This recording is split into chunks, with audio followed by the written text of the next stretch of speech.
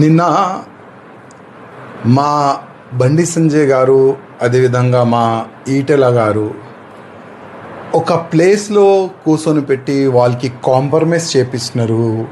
అభయ్ పాటిల్ గారు, ఇంకా మా డాక్టర్ లక్ష్మణ్ గారు అందరు కూడా వీళ్ళందరూ ఒకటైతేనే తెలంగాణలో భారతీయ జనతా పార్టీని ఇంకా మనం స్ట్రాంగ్ చేయొచ్చు. ఆ ఒక మంచి ఆలోచనతోని అందరు కూర్చున్నారు, మంచిదే. కానీ ఆ ఇద్దరు వ్యక్తులు ఒక్కటైతే తెలంగాణలో మన బీజేపీ గవర్నమెంట్ వస్తుందా నేను అడుగుతున్నా. ఈ ఇద్దరు ఒక్కటే ఉన్నారు, ఇద్దరు ఒకటే ఉన్నారు. ఓకే, కొద్దిగా మనసులో కొన్ని క్వశ్చన్ ఉండొచ్చు, కొన్ని బాధలు ఉండొచ్చు, ఒక్కటేనారు, చాలా మంచిది. కానీ ఇవాళ భారతీయ జనతా పార్టీలో చాలామంది సీనియర్లు, అధికారులు, సీనియర్ కార్యకర్తలు చాలామంది ఉన్నారు. వాళ్ళ పరిస్థితి ఏంది వాళ్ళ పరిస్థితి?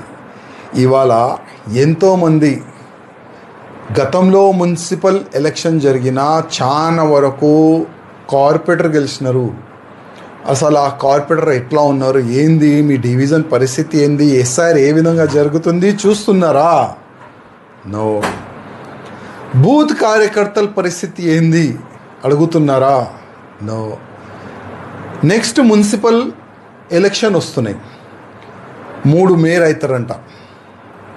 ఆ 3 స్థానంలో భారతీయ జనతా పార్టీ స్ట్రాంగ్ ఉందా లేదా చూస్తున్నారా? నో. మీడియాలో కానీ, మీటింగ్లో కానీ, పేపర్లో కానీ మేము చాలా స్ట్రాంగ్ ఉన్నాం, 3 మేయర్ సీట్ గెలుస్తాం అని స్టేట్మెంట్లు అయితే బాగా వస్తున్నాయి.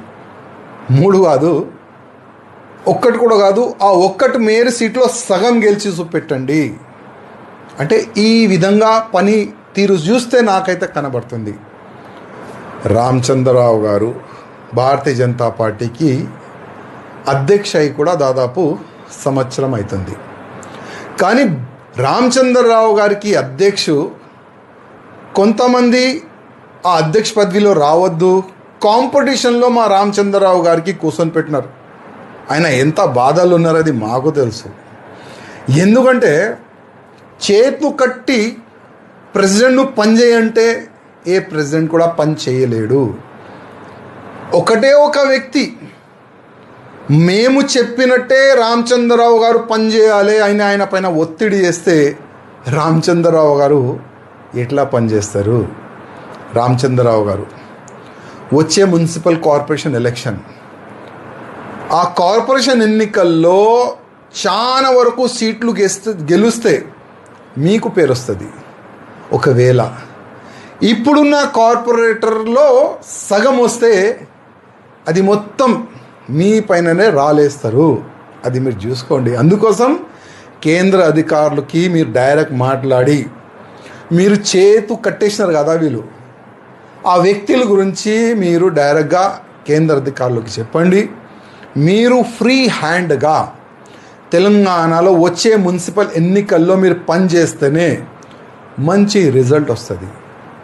నా ఒక రిక్వెస్ట్ మా రామచంద్రరావు గారికి, అదేవిధంగా మా కేంద్ర అధికారులు కానీ, భారతీయ జనతా పార్టీలో పెద్ద నాయకులు కానీ, వాళ్ళు కూడా ఒక రిక్వెస్ట్, ఒక వ్యక్తి గురించి ఆలోచన చేయకండి.